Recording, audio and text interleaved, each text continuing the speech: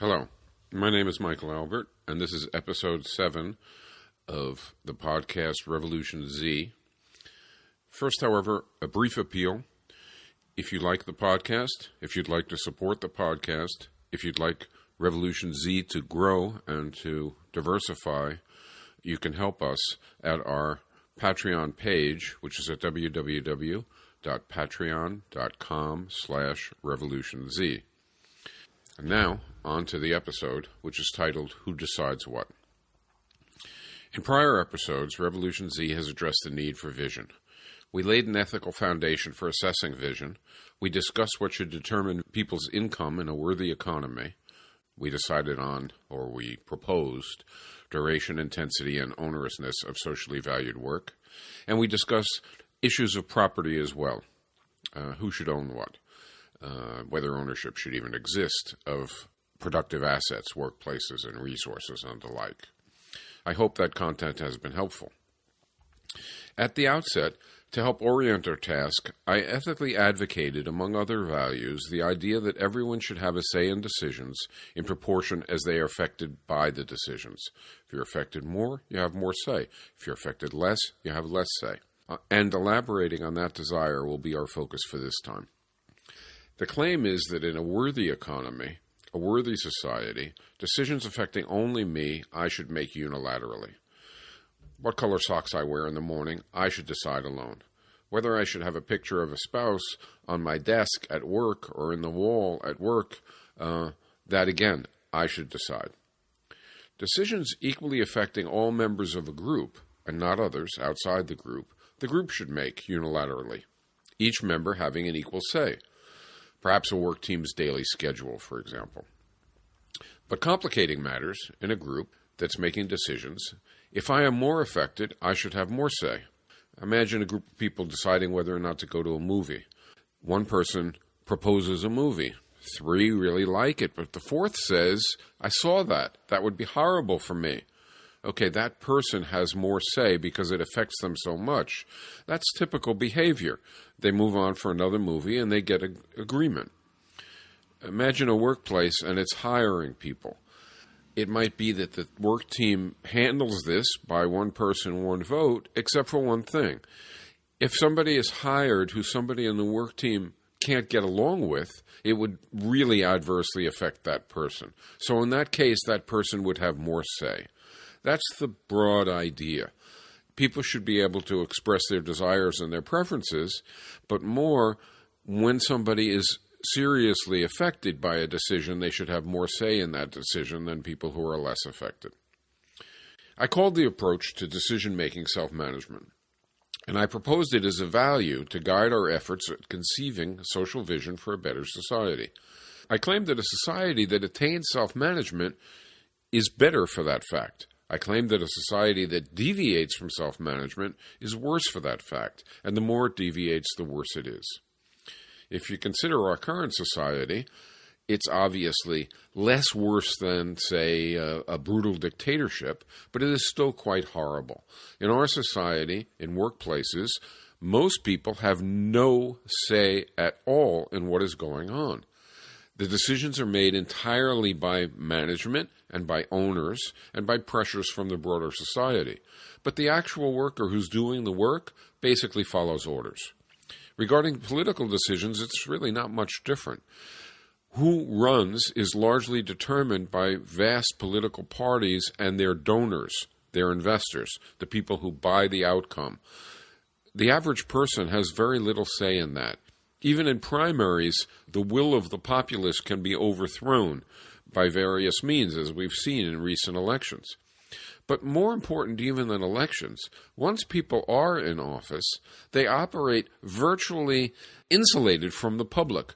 The public is not in a position to manifest its preferences and to influence the outcomes in proportion as they're affected. This is obvious in the United States, for example, where the public wants lots of things that the government never delivers, never even thinks about delivering, such as health care for all, public education for all, better housing, better infrastructure, and on and on. These things aren't delivered. They aren't even discussed, and that's because decisions in the political sphere are left almost exclusively not only to elected officials, but to their aides and to their backers, their donors, the people who buy the outcomes. Okay. We can easily see that to fulfill the aim of achieving self-management, whether in the economy or in any other realm of life, even if we're not talking about achieving it to, the third decimal place of precise accuracy, but at least to everyone's broad satisfaction and in an efficient manner, is quite a demanding standard. I suspect we can also agree that to do so would certainly be ethically impressive, as it would treat everyone fairly and also consistently with broader values like equity and solidarity and diversity. The issue is, can we actually do it? And if we do it, will there be any severe debits? To see the complexity of the situation, that is, that it is hard to do this, consider that when I decide to consume some item from the overall social product, something goes to me that could have gone elsewhere. If I consume a car, it has lots of steel in it, it has lots of rubber in the tires, and it has various other things in it. And if I wasn't getting that, it could go someplace else.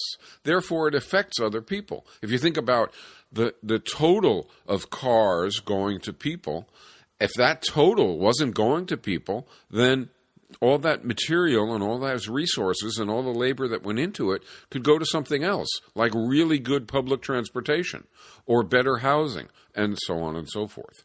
The archetype example is the military. If instead of huge resources, actually incredibly vast resources, going into military equipment and maintenance, missiles and tanks and weaponry and all the rest, which does nothing good for anybody, if instead of that, all that material and all that labor went into a different direction, it went into public education and health care and housing and entertaining venues and city centers and on, then society would be much better off. Regardless of whether you think it would be better off, it's clear that there's a decision being made and that isn't being made by the public. So that means we don't have self-management. The idea is that those elsewhere are affected when a decision has broader implications. And those elsewhere who are affected, if we are to have self-management, need to have some say. And altogether, they need to have quite a lot of say. Consider a decision to consume some particular item. For example, an item's production or its disposal might entail pollution.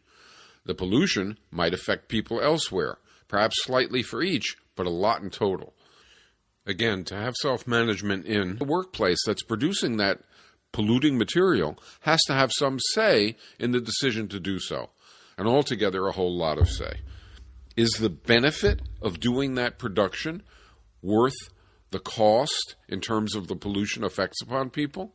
Well, you can only tell that if people are able to manifest their preferences, if people are able to express themselves and have an influence. Self-management.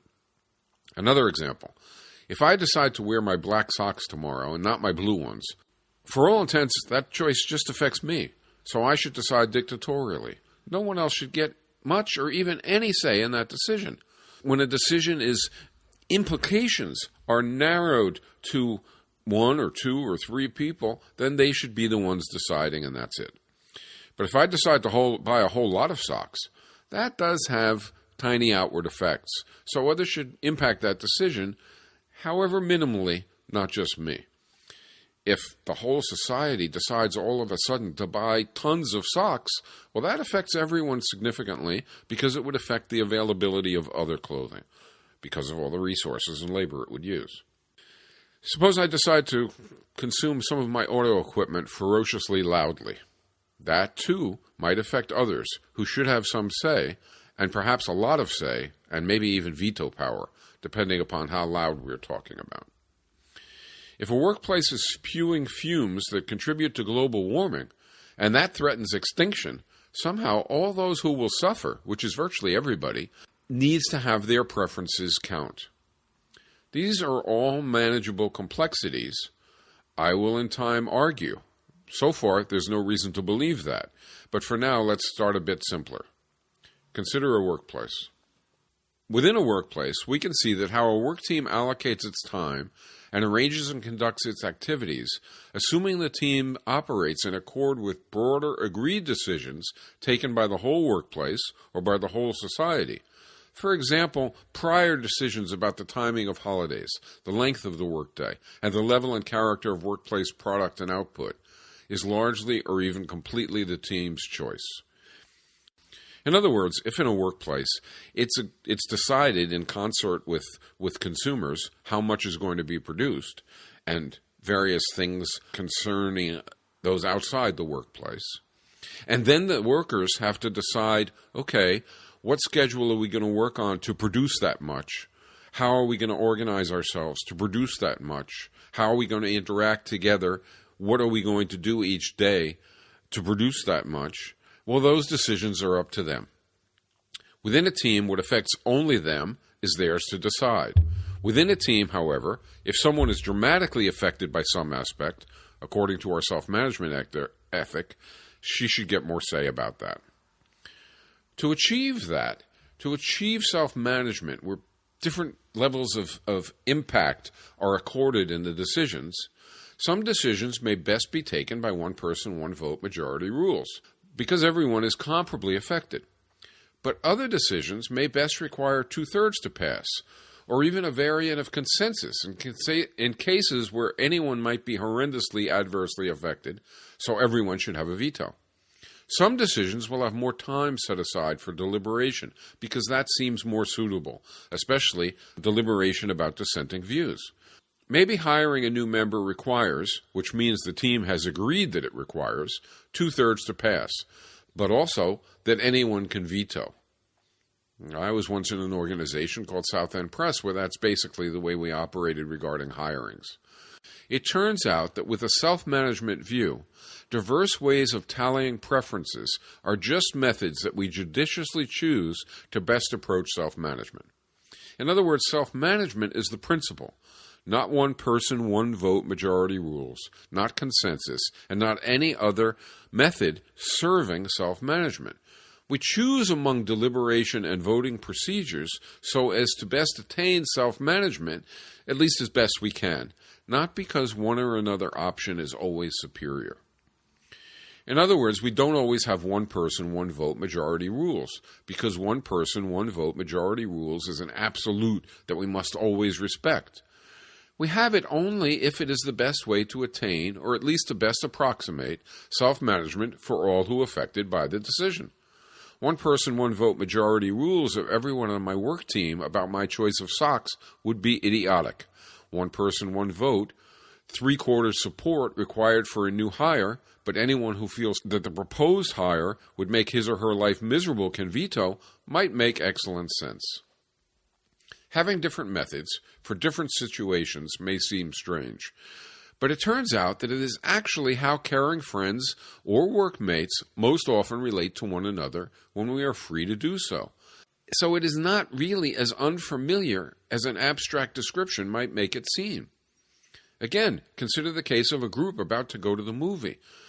There's no group of friends who care about each other who would vote 4-1 for a particular movie and then enforce that decision if the person who voted against had already seen it.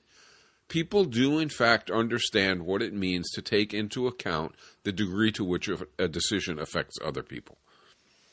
Similarly, some workmates are arranging their schedule, and suppose that one of them has a difficult situation with family or with health or whatever, and that the schedule that everybody wants would put that person in a very difficult situation. What happens? Well, it may well be that that becomes the schedule for all except one person, rather than that not being the schedule. But in any event, that one person's needs would be taken into account. There is no denying that many workplace decisions reverberate outward.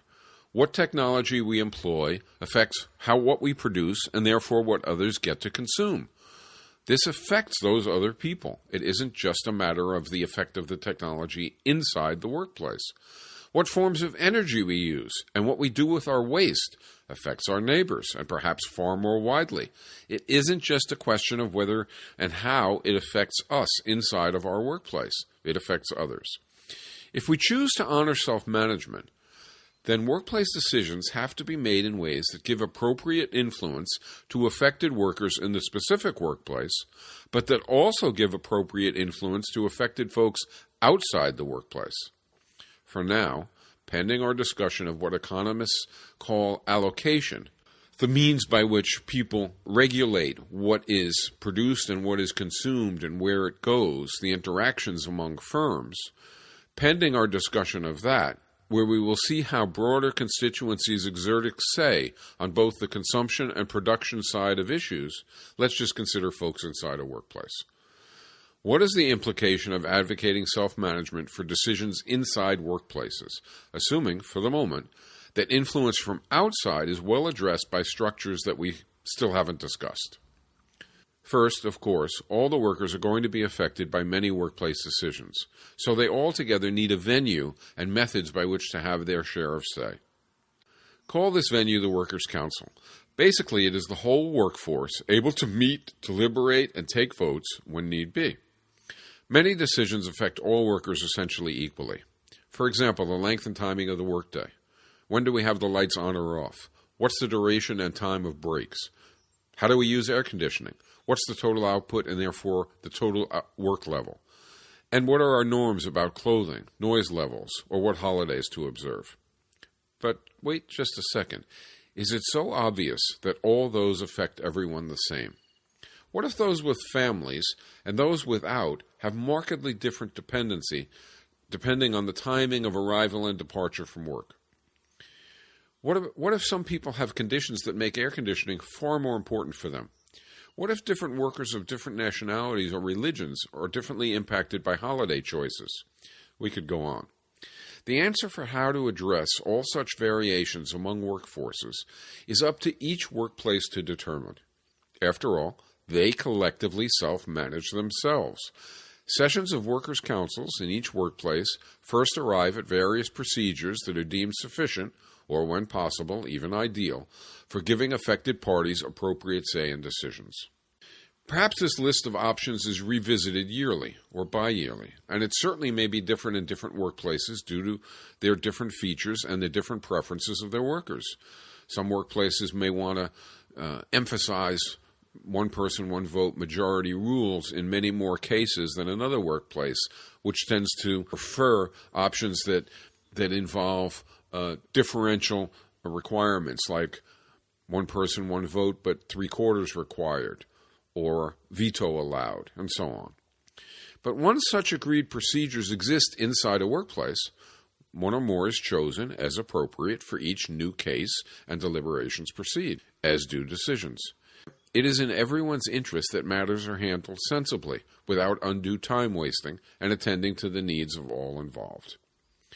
We can imagine workers' councils deciding the pace of work, but also whether there is daycare at work, deciding job definitions, but also holiday schedules. But the workers' council can't just do any old thing they may think up. Consumers and workers elsewhere providing overarching context we'll discuss in due time. But the point is, each by themselves, together in their work teams, and all together in their whole workers' council, workers have a say in what affects them. Some would say phooey on all this. Let's let one person just decide. It's much less messy. Well, the logic of democracy, and beyond democracy of self-management, is that imposed order is not in fact less messy. It just buries the mess, hiding the fact of people being alienated and of people getting inferior outcomes given their needs beneath an imposed order. One workplace may lean toward more streamlining, though, and more often adopt more cut-and-dried procedures. Another workplace may lean differently, incorporating more time for deliberation, for hearing minority views, and for exploring them. Indeed, I might very sensibly choose where I want to work, and you might choose where you want to work, in part in accord with our taste for workplace methods. In any case, we can reasonably predict that over time, with experience, various approaches will prove to be better at arriving smoothly and rapidly at desirable and collectively respected outcomes. And so those approaches will come to be used more often. It's all a matter within a firm for the firm's workers' council. That is the repository of decision-making power. Not an owner, not a boss, the workers' council. It sounds good, but here are two broad issues to address if we want to vigorously advocate self-management. The first is a complaint that turns out to be pretty simple to resolve. The second is a derivative need that is more complex and consequential for a new economy and society, but also has to be solved if self-management is to be workable. First, some would complain that if we require such extensive decision-making participation, we will diminish the quality of decisions that are made. We will have self-management, but we will have crappy decisions whose fallout will hurt and even devastate us.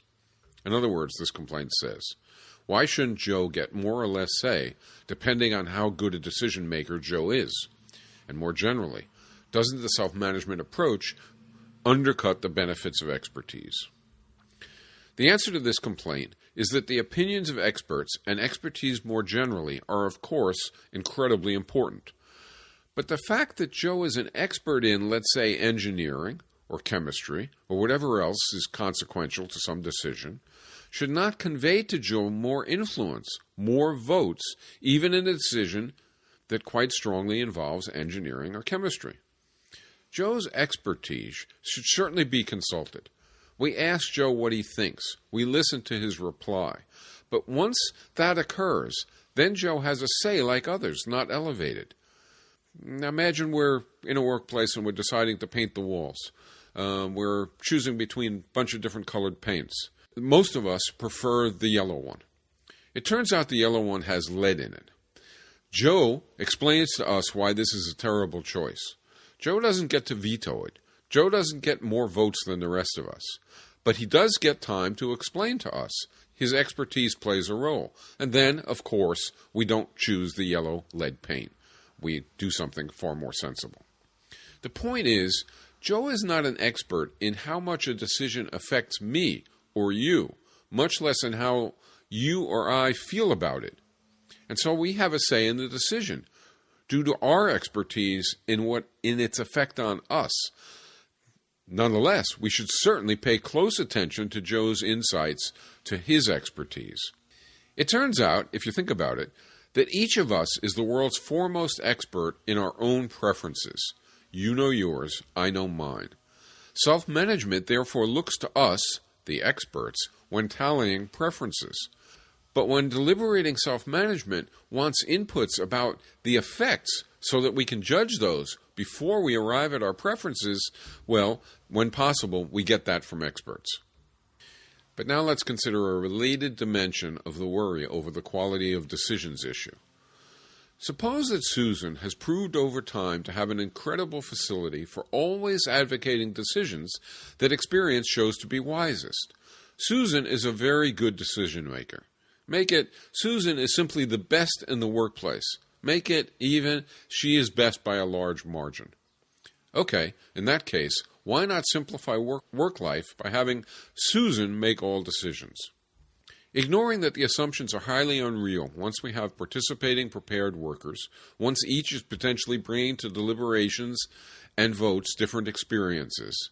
This imagined Susan is best scenario also ignores the value of each person feeling a decision was reached respecting his or her input and say.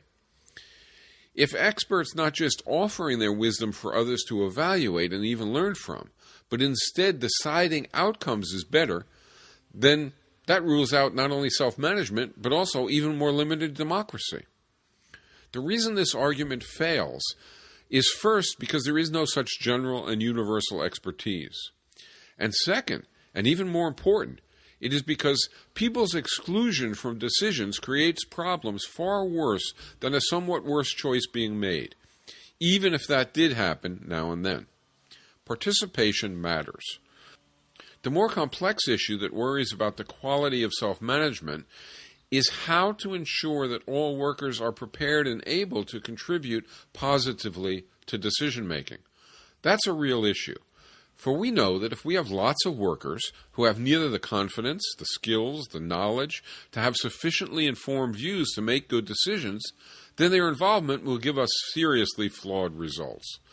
In a good economy, a good society, what can prevent that? That is, in most workplaces now, the number of people in the whole workforce in position to have informed opinions and to have the confidence to make good choices is maybe 1 out of every 5. Why is that? How do we raise it to 5 out of 5? That is a precondition of effective, optimal, self-managed decision-making, and therefore something we must accomplish. We take up precisely that issue of universal preparedness for decision-making in the next episode in our vision exploration, and the issue of class relations and class rule as well. But for now, this is Michael Albert, signing off for Revolution Z. Until next time.